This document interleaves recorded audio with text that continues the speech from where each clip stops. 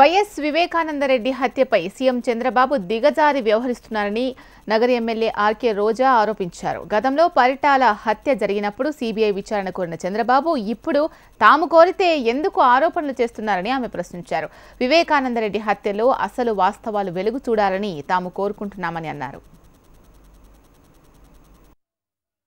ఈరోజు చంద్రబాబు నాయుడు ఒక ముఖ్యమైన నాయకుడు రాజశేఖర రెడ్డి గారి తమ్ముడి మీద హత్య జరిగి మరి ఆయన చనిపోతే దారుణంగా ఆయన చనిపోయినా కూడా సిబిఐ ఎంక్వైరీ అడిగితే దానికి ఆయన మాట్లాడడం తీరు ఏమైనా పొంతన ఉందని మేము అడుగుతున్నాం. ఈరోజు పరిటాల రవి గారు చనిపోయినప్పుడు ప్రతిపక్ష నేతగా ఉన్న చంద్రబాబు నాయుడు మాకు సిబిఐ ఎంక్వైరీ కావాలి అంటే రాజశేఖర రెడ్డి గారు దమ్మున్న మొనగాళ్ళ సిబిఐ ఎంక్వైరీ చేశాడు. అలాగే తన కొడుకు మీద జగన్మోహన్ రెడ్డి మీద నిందలు వేస్తే నా కొడుకు తప్పు చేస్తే ఉరి తీస్తానని చెప్పి నిండు సభలో చెప్పిన మనిషి అలాగే విచారణ చేయించి మరి తప్పు జరగలేదని కూడా ప్రూవ్ చేశారు. కానీ ఈరోజు వివేకానంద గారి హత్య వెనుక ఎవరున్నారో తెలుసుకోవాలి. అది ఇక్కడున్న పోలీసులు కానీ ఇంటెలిజెన్స్ కానీ మరి చంద్రబాబు నాయుడు గారికి వాచ్మెన్ లాగా పనిచేస్తున్నారు కాబట్టి నిజానిజాలు బయటకు రావు.